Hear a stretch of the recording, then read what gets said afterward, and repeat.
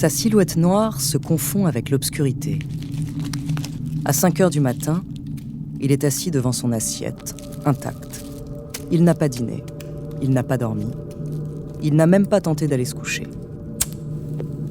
La nuit est passée lentement devant lui, sans qu'il y prête la moindre attention. Depuis des heures, Claude Vorillon fixe son poêle à bois. C'est la seule source de lumière dans l'obscurité de sa cuisine froide. Les braises meurent, mais la pensée de remettre une bûche ne lui vient même pas. Et puis, peut-être qu'il n'en a plus d'ailleurs. Peu importe.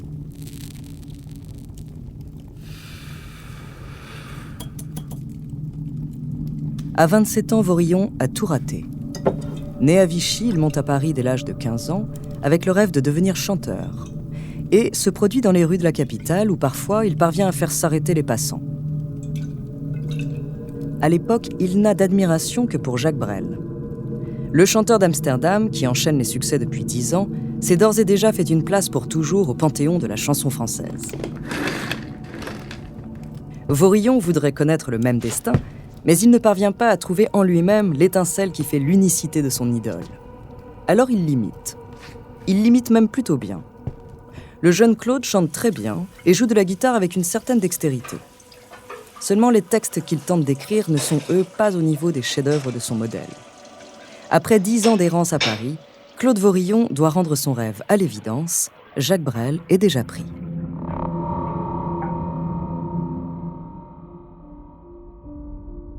De retour dans la région de son enfance en 1971, il fonde Autopop, un magazine spécialisé dans les courses automobiles, grâce auquel il couvre de nombreux événements et s'approche de ce sport qui, comme la chanson, le passionne depuis toujours.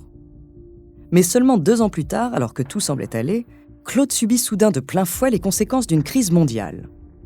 En 1973, le premier choc pétrolier de l'histoire fait flamber les prix de l'essence aux 4 coins du monde. En conséquence, le gouvernement français décide d'une série de mesures destinées à réduire la facture du pétrole. Parmi elles, l'interdiction des sports automobiles, actée le 30 novembre 1973, Autopop cesse immédiatement d'être publié. Et 10 jours plus tard, son fondateur se trouve seul, frissonnant dans sa petite cuisine, en face d'un feu éteint. Claude a 27 ans et pense qu'au même âge, son chanteur préféré avait déjà écrit « Quand on n'a que l'amour ». Il pense aussi que s'il ne trouve pas rapidement le sens de sa vie, la poursuivre aura très peu de sens. Claude Vorillon démarre donc sa voiture au petit matin d'un jour sans soleil et roule 1 heure avant de s'arrêter sur le bas-côté d'un chemin désert pour disparaître à pied dans le massif des volcans d'Auvergne. À l'imaginer s'avançant seul dans le brouillard, on peut penser aux mots de Jacques Brel tristement adaptés. Il marche en silence, les désespérés. C'était le 13 décembre 1973. Celui qui est entré dans la brume ce jour-là n'en est jamais ressorti.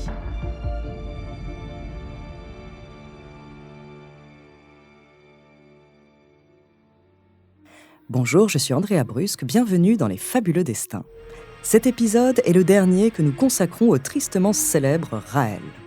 De son vrai nom, Claude Vorillon, ce faux prophète et sinistre manipulateur a endoctriné des milliers de fidèles depuis les années 70 en se prétendant le messager des extraterrestres créateurs de l'humanité. Aujourd'hui, je vous parlerai des adeptes qui se sont libérés de lui et de la manière dont il a néanmoins survécu jusqu'à nos jours.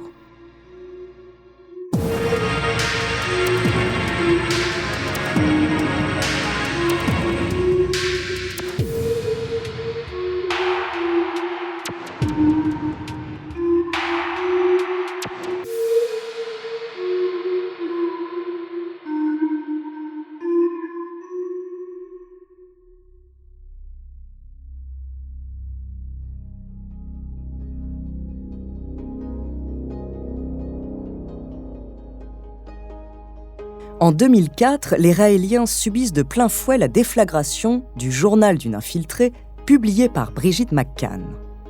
Malgré les tentatives d'intimidation dont celle-ci fait l'objet, rien ne peut plus arrêter la machine médiatique à travers le monde. Le mouvement perd son statut d'église au Québec, tandis qu'on exhume de toutes parts des images d'archives accablantes. Sur l'une d'entre elles, le prophète évoque sans ambiguïté à la télévision sa conception de la liberté sexuelle infantile, arguant que les enfants doivent être décomplexés, peut-être même initiés par leurs propres parents. Dans une autre archive, Raël donne une conférence devant des centaines d'adeptes au moment des débats sur l'éthique du clonage. Au sujet de ses opposants, il lance à la foule dans un sourire joyeux « Ceux qui sont contre la vie éternelle, eh bien, qu'ils meurent !» En 2006, il ne reste plus personne pour soutenir le mouvement. Plus personne à part les adeptes eux-mêmes.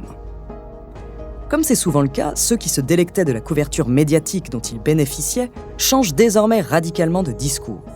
Maintenant que les journalistes ne sont plus de leur côté, on n'entend plus parler dans le Jardin d'Éden que de médias menteurs. Il faut dire que le canular du premier clone humain ne fait plus aucun doute et qu'à travers le monde, bien des journaux veulent comprendre comment ils ont pu se laisser berner et par qui. La tourmente ne faiblit pas et les défections successives de certains fidèles, aussi rares que courageux, vont petit à petit permettre une relecture complète des engrenages intimes et sociaux qui ont rendu possibles les abus successifs de l'autoproclamé du messager des Elohim.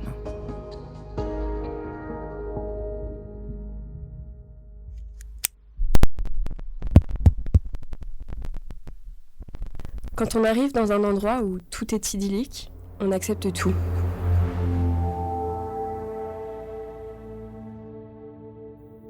Cela fait 17 ans qu'elle a quitté la secte, mais en 2024, Lydia en fait encore des cauchemars à 40 ans passés.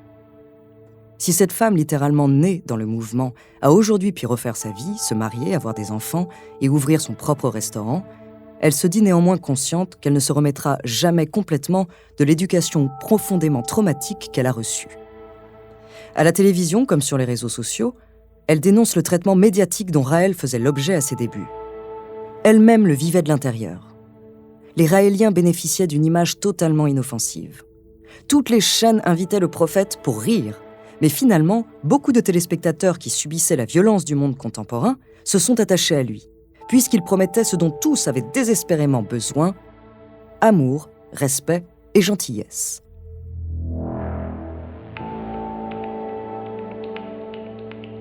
Après toute une enfance vécue dans le mouvement, Lydia n'avait pas la moindre idée de ce qui était normal ou non, notamment dans son rapport à la sexualité. Ce n'est que bien plus tard qu'elle a réalisé le degré de violence qu'elle avait enduré. Raël m'avait repérée depuis que j'étais petite. On n'a pas le droit de se refuser. Enfin, si, en théorie, on a le droit de se refuser, seulement la culpabilité est immédiate et violente, car on nous demande toujours d'être en harmonie totale avec le groupe. Si on refuse, on casse l'harmonie. La sexualité est omniprésente au sein du mouvement, parce que selon Raël, plus on est éveillé sexuellement, plus on est éveillé justement.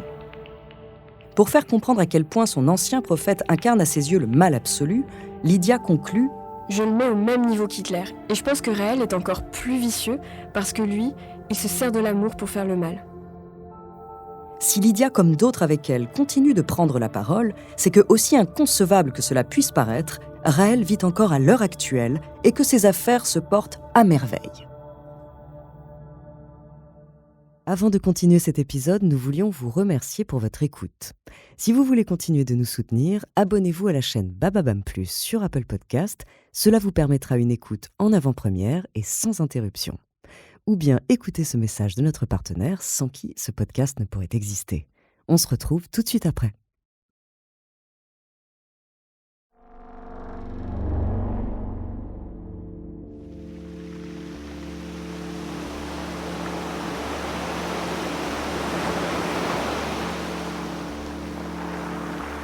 Le soleil et l'écume caressent la plage de Concert. La température est idéale et l'on peut marcher pieds nus dans le sable sans risquer l'insolation. Par coquetterie peut-être, il porte tout de même un chapeau de paille. Si son pas s'est alourdi, c'est qu'il a pris de l'embonpoint et que les années passent. Mais à 77 ans, Claude Vorillon n'a pas laissé Raël derrière lui. 5 décennies après sa rencontre avec les Elohim, il continue de jouer le rôle de sa vie. Il a conservé sa barbe blanche qu'il porte longue comme les magiciens de Tolkien et affiche la tranquillité de celui qui connaît le sens de la vie et s'en satisfait. Il faut dire qu'il a de quoi. Cela fait maintenant des années qu'il vit dans cette somptueuse villa côtière au Japon. il y jouit d'une retraite luxueuse et paisible, sans être inquiété par la moindre poursuite judiciaire. Au quotidien, il est encore entouré d'au moins 2 femmes qui ne le quittent jamais, et cela va sans dire qu'elles ont 40 ans de moins que lui. Le prophète compte encore des dizaines de milliers de fidèles à l'international, tout va pour le mieux dans le meilleur des mondes, c'est comme si le diable avait tout le loisir de profiter du paradis.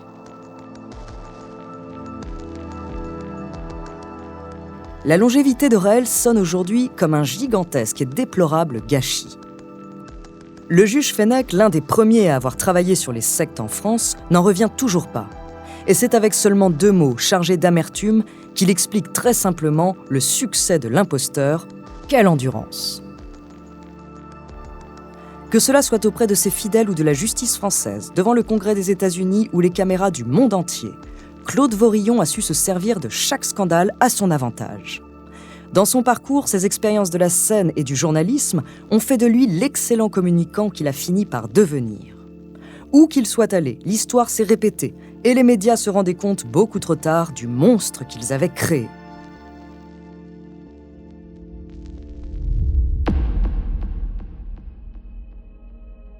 Aujourd'hui, l'argent de la secte est placé sur des comptes secrets en Suisse et au Luxembourg. Si leur montant reste inconnu, les calculs que l'on peut imaginer feraient perdre la tête de n'importe quel comptable. Cela fait 40 ans que des dizaines de milliers de fidèles lui versent 10% de leur salaire. Aucun d'entre eux n'a vu le début du commencement de la moindre construction d'une ambassade. Sur ce site officiel, le mouvement prétend encore faire de ce projet sa priorité et l'aboutir avant 2035, mais rien de concret n'émerge. Quelle nation accepterait la construction d'un tel édifice sur son sol ? Et soit dit en passant, pourquoi les Elohim auraient-ils besoin que cet édifice dispose d'une piscine ? Les Raéliens d'aujourd'hui ne semblent pas s'en préoccuper le moins du monde. Depuis 2010, le nombre d'adeptes a un peu diminué, mais la plupart des dinosaures de la première heure sont encore là. Brigitte Boisselier, par exemple, vit aujourd'hui dans une somptueuse villa, isolée dans le désert mexicain. Elle n'a toujours pas donné la moindre preuve de l'existence de la fameuse Ève, bien qu'elle prétende avoir des échanges épisodiques avec ses parents. Elle clame inlassablement son admiration et sa gratitude pour l'enseignement de Raël. Son mensonge au sujet du clonage a largement contribué au rayonnement international de son gourou, mais il a aussi et surtout ébloui des fidèles pour toujours, comme en atteste Jean-Pierre Saulnier, l'un des tout premiers hommes à avoir rejoint le mouvement il y a 50 ans. Si elle l'a fait, bravo Brigitte. Et si elle ne l'a pas fait, bravo Brigitte. Et merci de nous avoir fait rêver. Quels que soient les fidèles interrogés aujourd'hui, on retrouve chez chacun d'entre eux cet effrayant discours. Questionnés sur la possibilité d'avoir cru toute leur vie à un mensonge, tous répondent qu'au fond, peu leur importe tant ce mensonge a donné du sens à leur vie. En attendant, le messager des Elohim vit toujours et continue d'écœurer ses détracteurs. Brigitte McCann, l'une des plus farouches qui l'ait affrontée, disait encore récemment avec beaucoup de dépit : « Malheureusement, Raël n'a jamais payé à la hauteur des crimes qu'il a faits. »